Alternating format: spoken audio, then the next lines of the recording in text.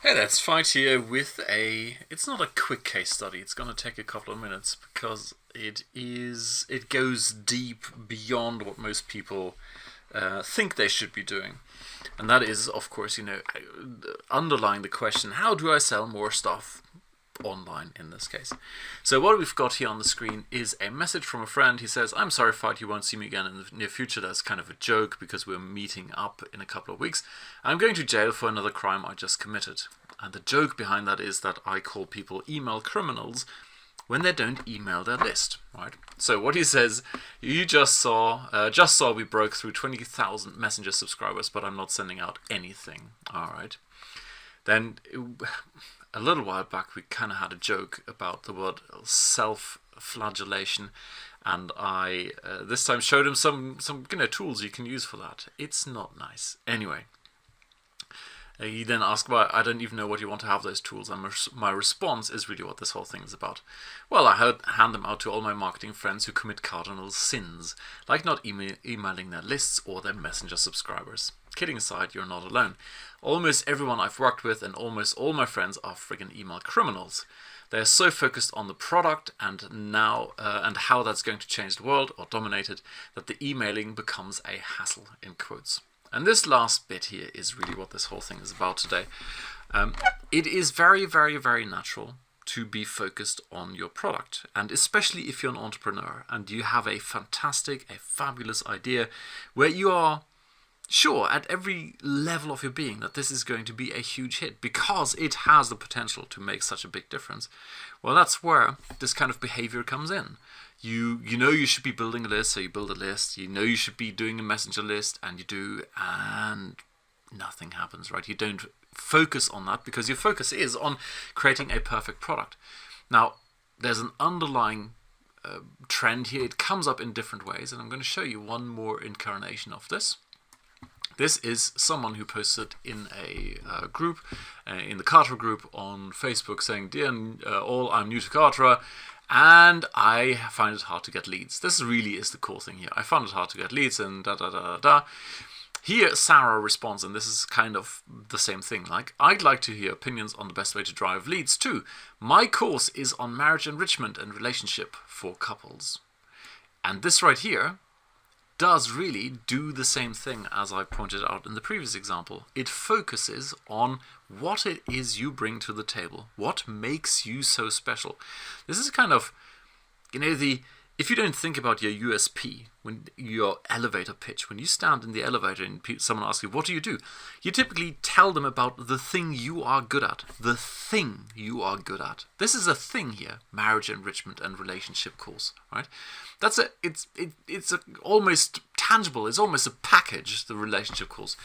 She doesn't really talk about what it does for people. I mean, yes, she kind of hints at marriage enrichment, but let's face it, how many people, especially those with marital problems, wake up in the morning and go, "You know what, I'm going to go and look for a course on marriage enrichment"? That's bullshit. That's one of those empty, hollow, USP phrases. The stuff that Siemens, I used to work for Siemens, they spend $500,000 on, write it on boards and hang it up, and of course no one is walking the talk, and they're bribing anyway, despite promoting openness and honesty. And this is exactly the same thing. It's an empty phrase, marriage enrichment.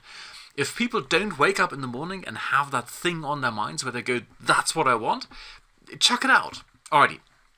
So I told you, it's a couple of minutes. I'm going to show you roughly what this looks like in practice. And luckily I have just rearranged my office, but sadly I have misplaced the charging cable for my beautiful pen. I've got whatever these things are called, a drawing board here and a pen, and of course the pen is not charged now, so I'm going to do this freehand with a mouse, which is a little bit ugly, but hey, there we go. So this is roughly where my friend from the Email Criminal Institute, and of course, what was the name, Sarah? Yeah, Sarah, are based. They talk about the what. What do I bring to the table? And this is where the pen comes in, where it's all smooth and elegant, and now you can hear the click, click, click of me drawing with my mouse. So this is kind of USP territory.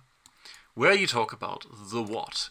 And as I've hopefully made clear, and I hope that is your experience as well, that is the kind of stuff where your perspective is so inwards and so remote or removed from what people actually wake up with in the morning. You're not talking the language that's going on in their heads, that this doesn't really work. So you kind of figure that out and you go, well, no one's listening to me.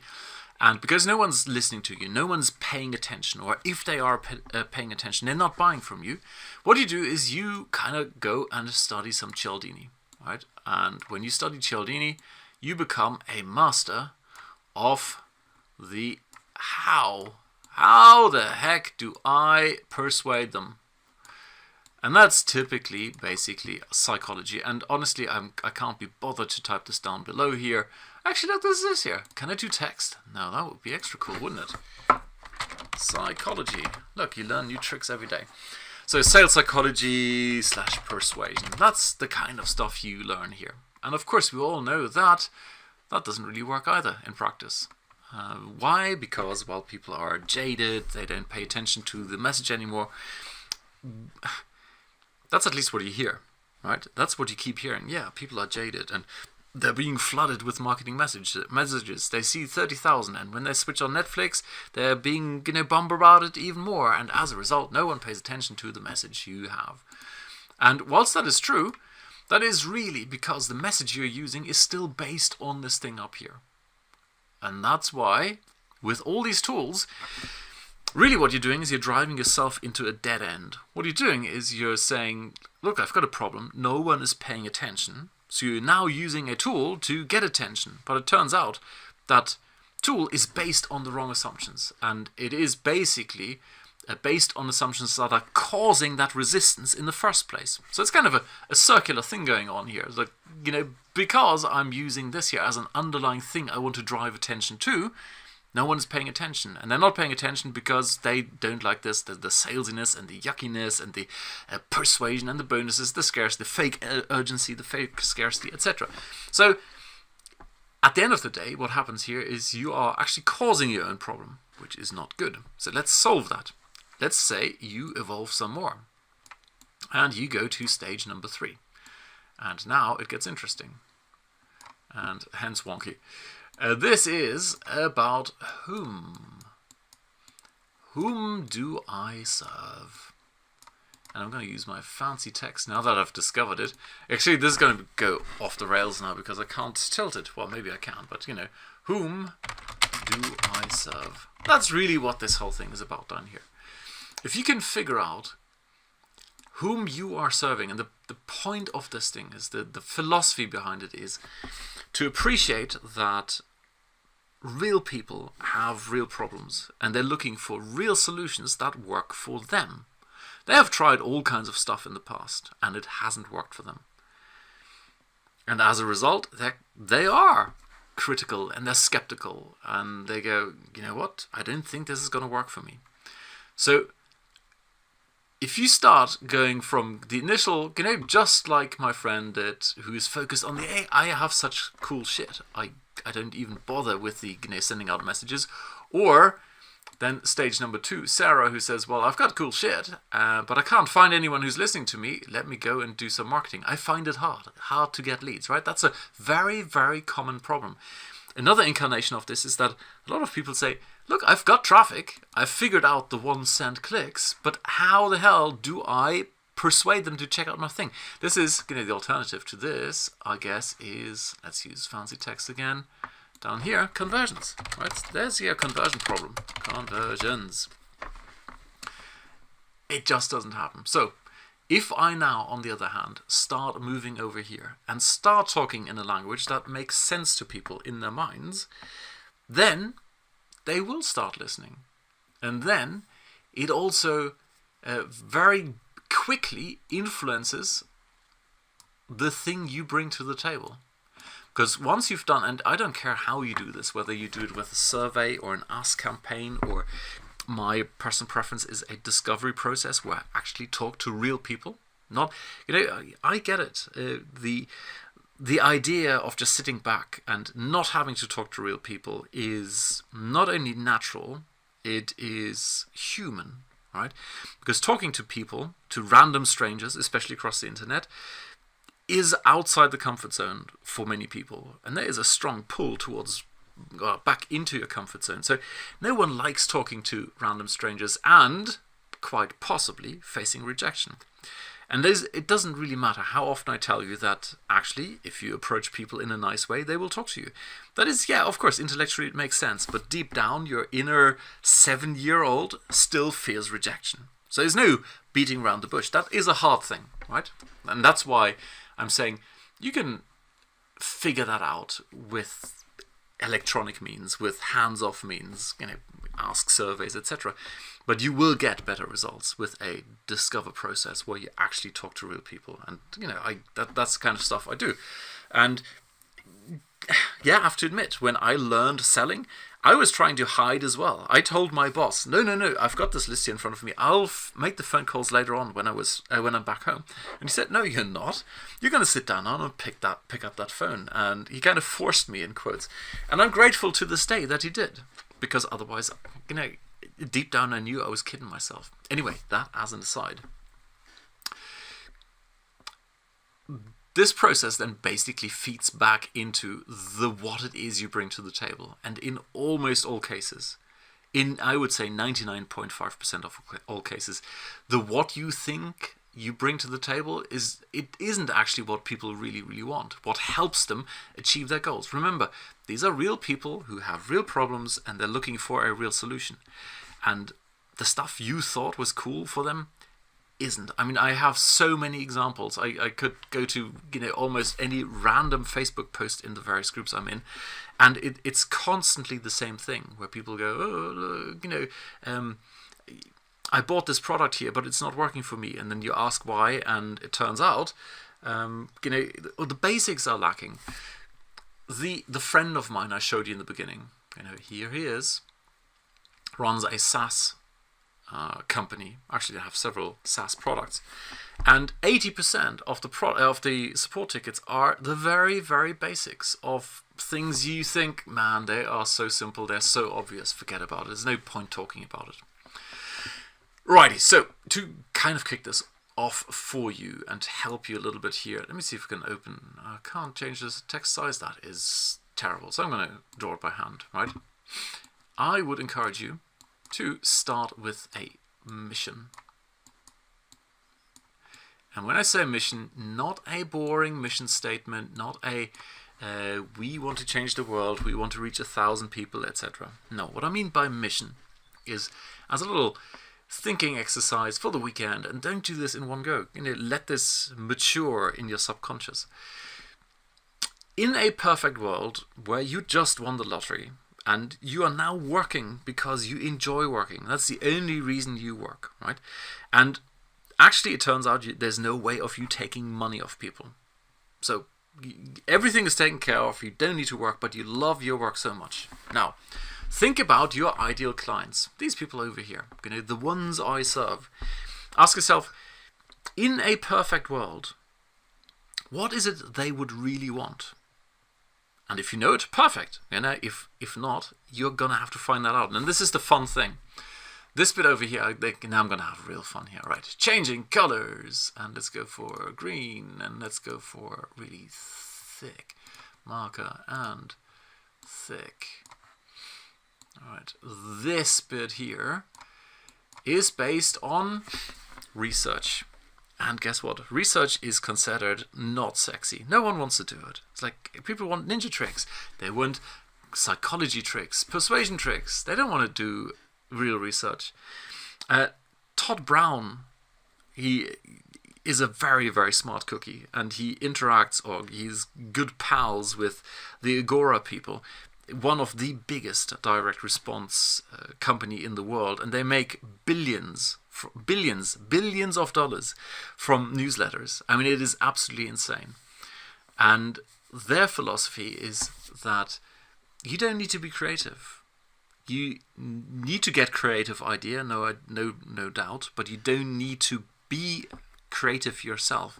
What you need to do is put in the legwork. You need to go and do your research. And when you do your research and you have a rough idea what it is people are looking for and how they are looking for it, those ideas will come to you at such a pace that you won't even be able to keep up with writing copy or writing ads, etc. But it's all based on this one thing here, trying or really figuring out whom you are serving. So, like I said, your homework, your mission, should you choose to accept it, is this. Figure out whom you're serving, and more specifically, what it is they want. What problem are they really facing? What have they tried in the past? What hasn't worked in the past? What could you give them? And don't, like I said, you've won in the lottery, right?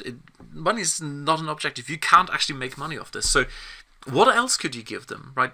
You have all the time in the world. You can deliver and over-deliver, and your only objective in this world is actually to make them happy, right? What would make your prospective clients, if there were clients, but this is the perfect world where you don't need clients, what would make them so happy? And you know for a fact that it would make them happy, and happy in the sense of they actually achieve their goals. I'll give you one example of what it's not. Again, my friend with the SaaS business is launching a product, and up to this point, before we started talking, they'd been following the classic old formula of, hey, look, you give your main product, you take your main 3 objections, and you handle those objections in the form of bonuses, right? Objection number 1 is, I don't have any time. Well, here's our bonus on how to do outsourcing. Objection number 2, I don't know how to do this. Well, here's our bonus on how to do that, right? That is not making them happy. That is kind of saying, well, off you go. Consume all these bonuses before you are even in a position to use or take advantage of my product. And that is not serving them, right? So the question then is, your mission is, well, actually, if it turns out they have a problem, I have a solution, but they have all these things they need to sort out beforehand. Well, how could I make it my mission to help them with just that? That's the whole point of this exercise. So go and do that. It'll give you a ton of clarity on whom you are serving. And now I'm going to give you the kind of what comes out of it, right? This mission will basically, if you do it properly, will be your offer. And it'll be an offer that sells like hotcakes, right? That right there. Interestingly, and this goes back to Todd Brown and Agora Publishing, etc. And a big trend on Facebook advertising, by the way, is that the first thing you need to figure out before you do anything else is the offer. It's like, what is the thing people are getting? What's the thing where they go, I absolutely want that because I'm facing this problem and it looks like this offer is going to solve it for me. Ignore persuasion, ignore the extra bonuses, ignore, hey, we'll give you, this, when I see the perfect webinar scripts, and this module is worth $5,000, and this bonus is worth $10,000. The moment you start stacking up value in the form of dollars, it means you have not done your homework. You have not figured out what is truly valuable. You're using dollars as a very poor substitute for not knowing what it is people are facing, what it is they want to do, and how they're going to solve their problem, and how you are going to help them, right? That's just a poor, it's not even poor, it's a pathetic excuse, because there is no reason not to do this exercise over here. The only one is that, well, you can't be arsed, and that kind of shows such disregard for your clients that they are right not to buy from you. Alrighty, there you go. So this mission exercise I've given you really leads to you creating an offer. And once you've got that offer in place, then and only then do you start thinking about, what kind of headlines, what kind of hooks, what kind of images would grab the attention of someone. And then afterwards, and only after that's in place, then do you even think about doing optimization and interest targeting and all these things you can do with Facebook ads. Do I use engagement objective or conversion objective? Do I do CPO? Blah, blah, blah. Who cares? If you don't have this in place, nothing else is going to happen. Alrighty. I would love to hear what you think. Leave a comment down below. Alrighty. Cheers. Bye.